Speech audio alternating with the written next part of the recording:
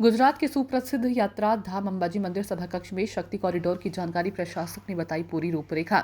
शक्ति भक्ति और आस्था का त्रिवेणी संगम गुजरात और राजस्थान की सीमा पर स्थित विश्व प्रसिद्ध तीर्थ स्थल अंबाजी है। आने वाले दिनों में अंबाजी की छवि बदलने वाली है। ऐसे में पूरे शक्ति कॉरिडोर प्रोजेक्ट को लेकर अंबाजी मंदिर के अपर कलेक्टर कौशिक मोदी की अध्यक्षता में प्रेस कॉन्फ्रेंस हुई, जिसमें बड़ी संख्या में मीडिया मित्र मौजूद रहे और प्रशासक ने जानकारी दी। अंबाजी मंदिर के सभा कक्ष में पत्रकारों को पूरे प्रोजेक्ट के बारे में बताया। शक्ति कॉरिडोर फेज 1 का काम शुक्रवार से शुरू हो गया। अंबाजी मंदिर के सामने से शक्ति द्वार तक गब्बर तक जाने के लिए नया पैदल मार्ग शुरू किया जाएगा। 51 शक्तिपीठ सर्कल से अंडरब्रिज का निर्माण होगा। गब्बर शक्ति चौक से शुरू होगी। 1200 करोड़ की लागत से शुरू होने वाले प्रोजेक्ट के बारे में जानकारी देते हुए प्रशासक ने बताया कि फिलहाल सिर्फ फेज 1 ही शुरू किया जाना है। अंबाजी गांव और अंबाजी मंदिर के आसपास के क्षेत्र का विकास फिलहाल शुरू नहीं किया जा रहा है।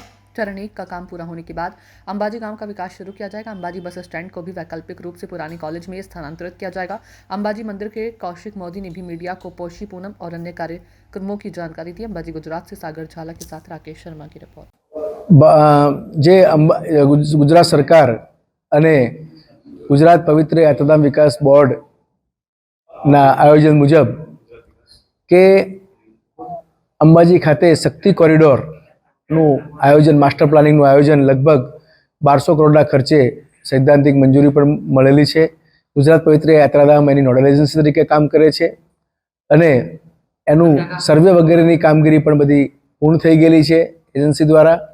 અને એક કોરિડોરમાં આગામી મહિનાઓમાં એનું કામ પણ શરૂ થશે અને આ કોરિડોરમાં જે વિભાગની મોટાભાગની સરકારી વિભાગોની R&B હોય, ગ્રામ પંચાયત વિભાગો હોય, મંદિર ટ્રસ્ટ હોય, GSRTC STનું હોય, આ બધા વિભાગોની અલગ અલગ મિલકતો એમાં વચ્ચે આવે છે એ દૂર કરવાનું કામગીરી આપણે શરૂ થઈ છે ગઈકાલથી અને આવનારા દિવસોમાં એ બધા વિભાગોની પોતપોતાની રીતે દરેક જે માલિક છે જે વિભાગ એની રીતે એ લોકો દૂર કરી દેશે અને જે કેટલીક ખાનગી પ્રોપર્ટી પણ આવતી હશે તો એના માટે સરકારશ્રી જે નીતિ નક્કી કરે તે મુજબ એની કાર્યવાહી કરવામાં આવશે। ટોટલ કેટલા ફેઝમાં કામ થવાનું છે ને હાલ પૂરતા ફેઝ 1 માં શું કામ થવાનું?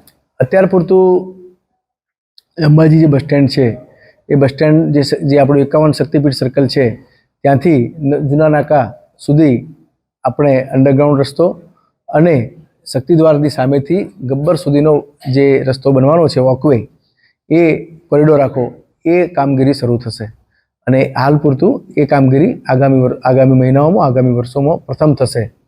સર